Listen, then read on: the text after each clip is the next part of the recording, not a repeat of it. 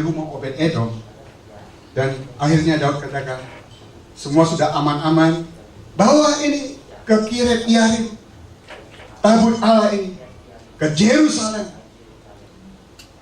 Saudara, Obed Edom dia tidak menikmati berkat yang Tuhan berikan, tapi dia terus mengikuti sumber berkat itu sampai ke Yerusalem. Sebagai apa, saudara? Mari kita lihat di dalam 1 Tawarin 15 ayat yang ke-20.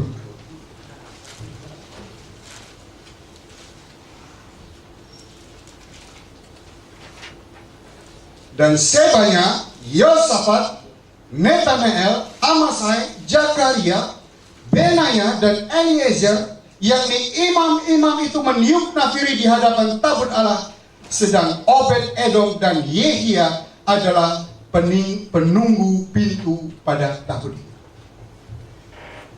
Oh, sebagai penunggu pintu, saudara. Artinya kalau di dalam menara doa, dia sebagai penjaga menara. Bayangin, saudara, satu kota semua tahu bahwa Obed Edom itu diberkati oleh Tuhan, tapi dia mau sebagai penunggu pintu, artinya penjaga menara. Dia berdoa untuk kota dan bangsa. Dia hanya melihat fokus kepada sumber si pemberi berkat. Dia tidak fokus kepada berkat yang Tuhan berikan kepada dia, karena dia tahu ketika dia datang kepada Tuhan, Tuhan memelihara anak dan cucunya semua diberkati oleh Tuhan. Karena dia mendahulukan, dia mencari kebenaran, dan dia memahami di dalam kehidupan, dia mencari kerajaan Allah dan kebenarannya. Itu yang dinomor satukan di dalam kehidupannya, saudara. Mari kita lihat anak-anak Obed Edom. 1 Tawarin pasal yang ke-26. Bukankah kita hari-hari ini rindu, saudara, anak-anak kita menjadi orang-orang yang gagah perkasa? Amin, saudara. Mari kita lihat, saudara. Saya tidak tahu, saya kemarin sampai ke sini saya katakan, Tuhan, apa yang saya mau sampaikan. Tadi Pak Robert bilang, Pak, berapa lama Pak saya harus sampaikan firman Tuhan? Yang penting dia katakan, Tuhan yang bicara melalui Bapak. Saya katakan, amin. Amin, saudara. Amin. Ayat yang keempat dan ke-8, demikian firman Tuhan. Obed Edom dikatakan mempunyai anak-anak, yakni Semaya anak sulung, Yosafat anak yang kedua, Yoah anak yang ketiga, Sakhar anak yang keempat, Netanel anak yang kelima, Amiel anak yang keenam, Isakar anak yang ketujuh, dan Peletai anak yang kedelapan. Sebab Allah telah memberkati dia. Bagi Semaya anak Obed Edom itu lahir anak-anak mereka memegang pemerintahan di antara puak mereka. Sebab mereka itu adalah pahlawan-pahlawan yang gagah perkasa. Mereka adalah dari keturunan Obed Edom, yakni mereka sendiri, anak-anak mereka, dan saudara-saudara mereka, masing-masing orang yang gagah perkasa. Cakap untuk pekerjaan itu 62 orang jumlahnya dari Obed Edom. Wah, luar biasa.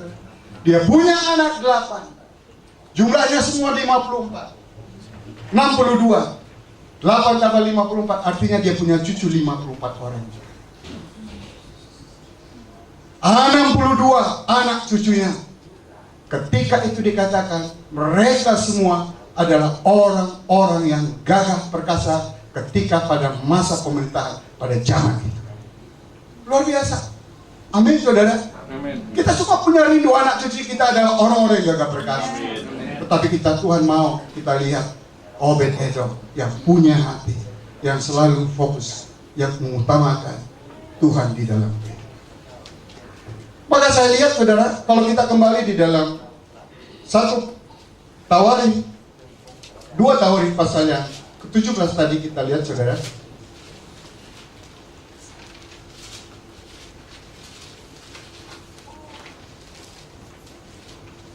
Ada nama Netanel dan ada nama Semaya. adalah pemimpin pada itu, pada saat itu. Dia mengajar, dia memperlengkapi mereka dengan Taurat Tuhan. Karena mereka adalah orang-orang yang luar biasa. Saudara, saya pelajari, luar biasa. Ternyata anak-anak Obed-Edom itu dipakai dengan luar biasa. Saudara bayangkan anak cucunya jumlahnya 62. Ini tuh tabut Allah itu kalau dipegang mati. Obed-Edom dia fokus kepada Tuhan. Orangnya bukan orang Yahudi, bukan bangsa Israel. Dia cinta Tuhan yang luar biasa. Anak cucunya semua diberkati oleh firman. Amin. Saya percaya kita juga punya kerinduan seperti ini. Amin. Saudara lihat berapa banyak hari ini orang-orang tua susah karena anak-anak mereka. Mereka jatuh di dalam hal-hal. Kita lihat bagaimana orang-orang, anak-anak muda yang salah didik, saudara. Saya katakan ketika saya melayani Tuhan, saya katakan Tuhan, saya mau sama seperti Obed-Edom, supaya anak cucuku juga Tuhan Kau berkati dengan luar biasa. Amin.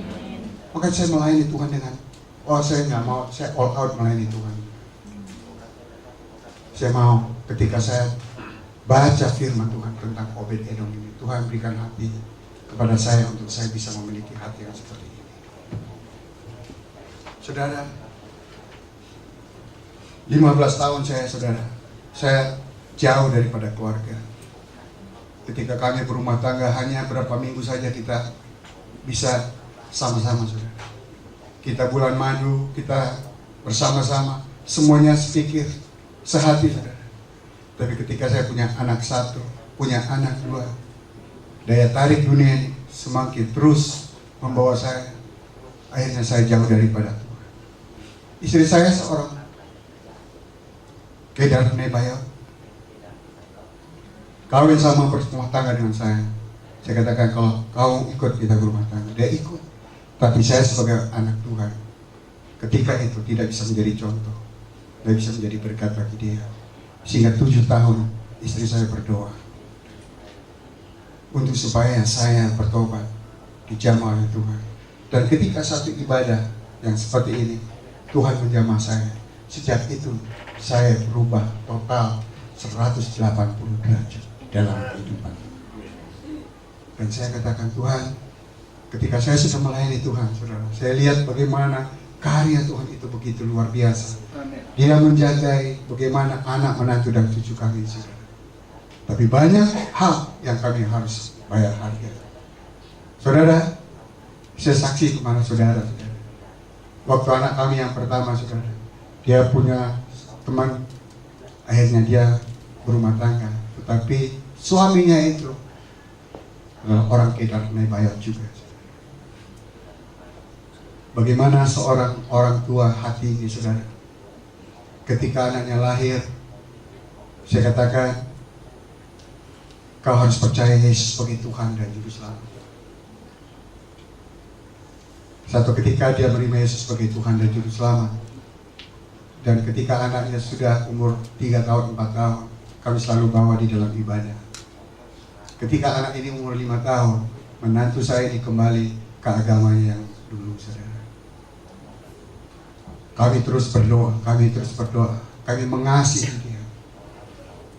Waktu ketika datang ke rumah anak kami ini, saudara, ada 2 perayaan di sana. Ada Natal dan Lebaran, saudara. Bagaimana seorang bapak, saudara, seorang hamba Tuhan yang melayani Tuhan, bagaimana hati ini nggak hancur, saudara. Tapi kami terus berdoa. Saudara, satu ketika cucu kami datang kepada saya, saya tadi dibawa sembahyang, tangannya gini, nggak suka saya, saya suka ke gereja, tapi papa bawa ke sana. Saya katakan, taat sama papa ya. Waktunya Tuhan nanti dia akan melihat kebenaran itu. Amen. Saya tidak paksa cucu saya, saudara, tapi saya suruh supaya dia hormati papa mamanya, karena dia papanya itu adalah kepala keluarga di rumah itu. Amin, saudara. Kami terus berdoa, suami istri, Tuhan, cucu kami, kami mau supaya kebenaran itu ada dalam hidup. Kami berdoa terus. Suatu ketika, menantu saya dibangkrut, dibawa kepada level yang paling rendah, selalu pindah dari satu rumah, pindah ke rumah yang lain, dari kontrakan yang lain kepada kontrakan yang lain. Dulu saya pernah memberkati mereka satu kendaraan, mereka jual untuk membayar utang. Akhirnya mereka jalan kaki. Ketika itu saya masuk satu camp seminar pria sejati. Saya diberkati oleh luar biasa di dalam camp pria sejati itu. Ketika saya pulang ke Pulau Batam, menantu saya baru pulang dari masjid. Ada keberanian ilahi yang muncul di dalam kehidupan saya. Saya katakan, mari Bapak mau bicara. Saya sampaikan firman Tuhan. Saya katakan, urapi mulut bibir hamba. Dan saya katakan tentang kebenaran. Saya lihat di dalam satu Mazmur 11 ayat 6. Kalau dasar-dasar itu tidak kuat, apapun dikatakan di dalam kehidupanmu, maka itu akan roboh. Kalau dasar rumah tanggamu ini juga seperti itu, maka rumah tanggamu tidak akan menjadi kokoh. Dasar agamamu juga, kalau kau punya iman yang seperti itu, apa Tuhan yang kau sembah itu percaya? Sebentar kau bilang anak Tuhan, sebentar lagi kau sembah lagi agama. Bingung gak? Tiba-tiba dia nangis. Saudara, saya katakan bertobat kembali. Dia katakan, Pak, apa bisa umur saya sudah sekian, apa saya masih bisa kerja, saya bisa usaha lagi. Bagi Tuhan tidak ada yang mustahil. Saya katakan kepada dia, kamu tahu nggak Kentucky Fried Chicken umur 67 tahun masih bisa berhasil sampai sekarang. Semua dunia ada Kentucky Fried Chicken. Ketika Kolonel Sanders memulai usahanya umur 67 tahun, dia bisa sukses dengan luar biasa. Kamu lebih muda dari Kolonel Sanders. Saya lihat kehidupan Kolonel Sanders, 1008 kali dia menawarkan kepada orang lain tentang fried chicken. Semua orang tolak. Tapi ketika umur 67 tahun, ketika itu dia hitung 1009 kali, saudara, orang itu menerima dan dia join, dan akhirnya sampailah Kentucky Fried Chicken kemana-mana ke seluruh dunia ini. Saudara, kalau mau, Papa doakan. Akhirnya dia mau menerima Yesus sebagai Tuhan dan Juru Selamat. Beri kemuliaan itu Tuhan Yesus. Haleluya. Saudara, dan akhirnya Pak, dulu saya sudah dibaptis. Biarlah Papa yang baptis lagi.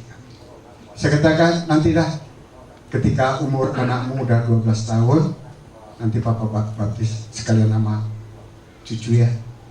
Dan ketika cucu kamu umur 12 tahun, saya baptis mereka berdua, saudara. Luar biasa, kasih Allah. Saudara, apa yang kita gumuli kalau ketika kita mendahulukan pekerjaan Tuhan, Tuhan akan pasti jawab apa yang kita rindukan. Amin, saudara. Saudara, memang ada harga yang harus kita bayar. Tidak segampang apa yang kita lihat sekarang ini, saudara. Pergumulan demi pergumulan, tapi dikatakan kita adalah orang-orang yang lebih daripada pemenang.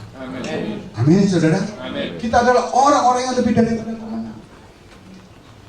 Saudara, saya melihat banyak hari-hari ini luar biasa, saudara.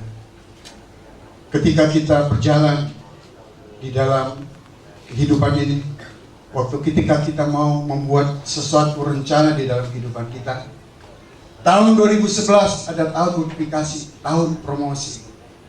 Saya excited. Saya ajak jemaat kami, saudara, biarlah semua kita, jemaat yang ada di tempat ini, semua menikmati tahun multiplikasi dan tahun promosi. Amin. Tapi Tuhan mau kita fokus kepada